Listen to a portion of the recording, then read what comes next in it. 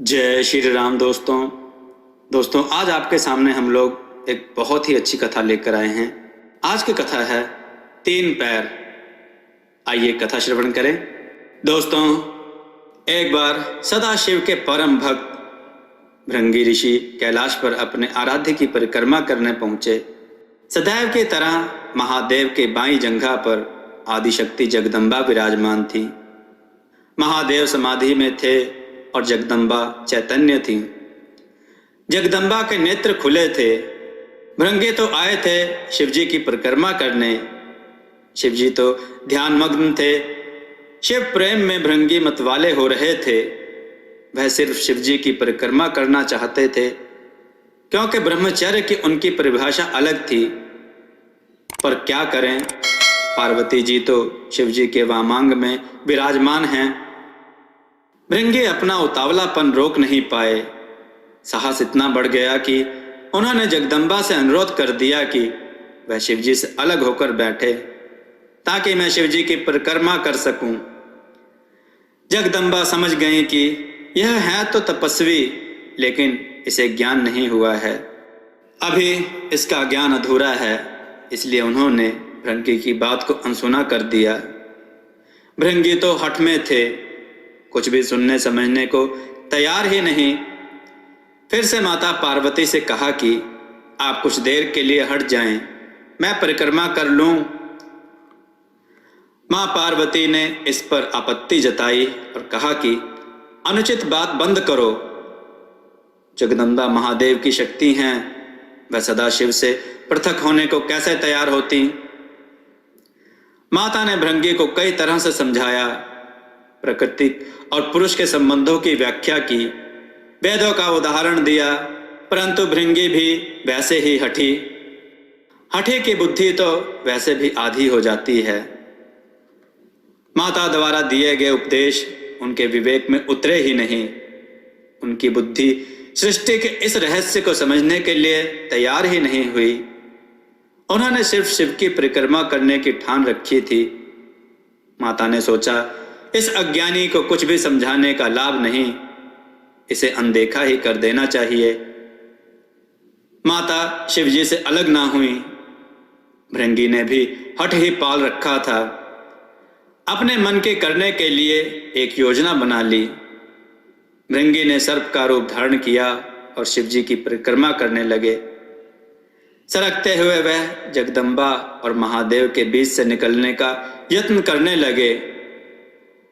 उनके इस धृष्टता का परिणाम हुआ कि शिवजी की समाधि भंग हो गई।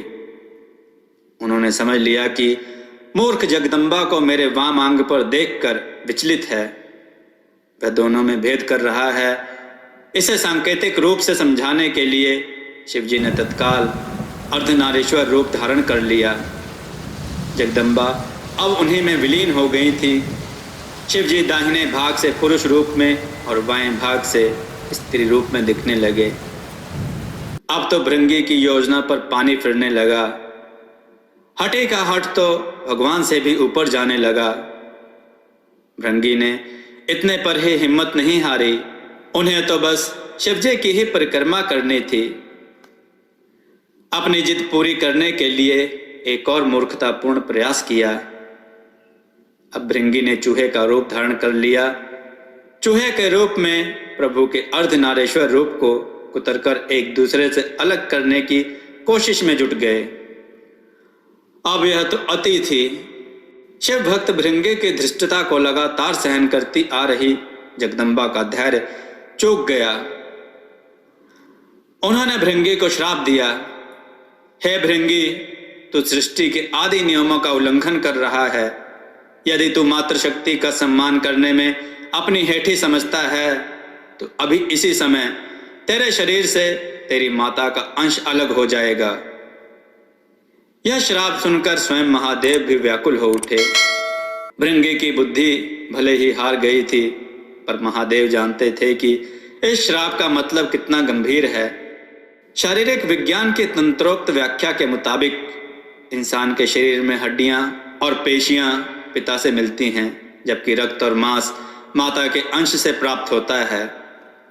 फिर क्या था, भृंगी की तो दुर्गति हो गई। उनके शरीर से तत्काल रक्त और मांस अलग हो गया। शरीर में बची रह गई तो सिर्फ हड्डियां और मांसपेशियां। मृत्यु तो हो नहीं सकती थी, क्योंकि वो विमुक्त कैलाश के क्षेत्र में थे और स्वयं सदाशिव और महामाया उनके सामने थे। उनके प्राण हरने के लिए यमदूत वहां पहुंचने का साहस ही नहीं कर सकते थे। असहनीय पीड़ा से भृंगी बेचैन होने लगे। यह श्राप भी आदिशक्ति जगदम्बा का दिया हुआ था। उन्होंने यह श्राप भृंगी की भेद बुद्धि को सही रास्ते पर लाने के लिए दिया था, इसलिए महादेव भी बीच में नहीं पड़े। इस श्राप का लाभ यह हुआ कि भृंगी असहनीय पीड़ा में पड़कर समझ गए कि पितृशक्ति किसी भी सूरत में मातृशक्ति से परे नहीं है। माता और पिता मिलकर ही इस शरीर का निर्माण करते हैं, इसलिए दोनों ही पूज्य हैं। इसके बाद भृंगी ने असहनीय पीड़ा से तड़पते हुए जगदम्बा की अभ्यर्थना की। माता तो माता होती हैं, उन्होंने तुरंत उन पर कृपा की और पीड़ा समाप्त कर दी। माता ने अपना श्राप वापस लेने का उपक्रम शुरू किया, लेकिन धन्य थे भक्त भृंगी भी। उन्होंने माता को श्राप वापस लेने से रोका। भृंगी ने कहा, माता, मेरी पीड़ा दूर करके आपने मेरे ऊपर बड़ी कृपा की है, परंतु मुझे इसी स्वरूप में रहने दीजिए। मेरा यह स्वरूप संसार के लिए एक उदाहरण होगा। इस सृष्टि में फिर से कोई मेरी तरह भ्रम का शिकार होकर माता और पिता को एक दूसरे से अलग समझने की भूल न करेगा। मैंने इतना अपराध किया, फिर भी आपने मेरे ऊपर अनुग्रह किया। अब मैं एक जीवंत उदाहरण बनकर सदैव आपके आसपास ही रहूंगा।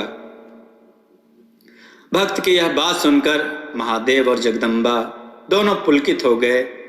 अर्धनारीश्वर स्वरूप धारण किए हुए माँ जगदम्बा और पिता महादेव ने तुरंत भृंगी को अपने गणों में प्रमुख स्थान दिया। भृंगी चलने फिरने में समर्थ हो सकें, इसलिए उन्हें तीसरा पैर भी दिया। तीसरे पैर से वह अपने भार को संभालकर शिव पार्वती के साथ चलते हैं। अर्धनारीश्वर स्वरूप ने कहा, हे भृंगी, तुम सदा हमारे साथ रहोगे। तुम्हारी उपस्थिति इस जगत को संदेश होगी कि हर जीव में जितना अंश पुरुष है उतने ही अंश नारी है। नारी और पुरुष में भेद करने वाले की गति तुम्हारे जैसी हो जाती है। पुरुष और स्त्री मिलकर संसार को आगे बढ़ाएं, दोनों बराबर अंश के योगी हैं। यही सिद्ध करने को मैंने अर्धनारीश्वर स्वरूप धरा है। स्त्री पुरुष दोनों का अपना स्थान, अपना अस्तित्व है। इसे नकारने वाले को शिव शिवा दोनों में से किसी की भी कृपा प्राप्त नहीं होती।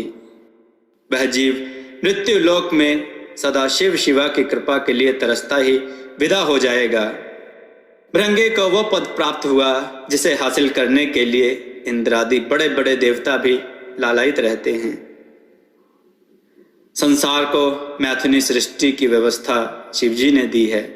इसके लिए उन्होंने सबसे पहले ब्रह्मा को अपना अर्धनारीश्वर स्वरूप दिखाया। उसे देखकर ही ब्रह्मा ने नारी की कल्पना की।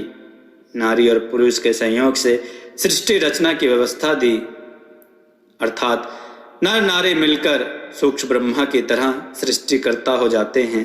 बोलिए हर हर महादेव। दोस्तों, आपको यह कथा कैसी लगी? अपने विचार और सुझाव कमेंट में जरूर दें। हमारी कथाओं को लाइक करें, हमारे चैनल को सब्सक्राइब करना न भूलें। हमारी कथाओं को शेयर जरूर करें, जिससे लोगों को अच्छा ज्ञान प्राप्त हो। जय श्री राम भक्तों।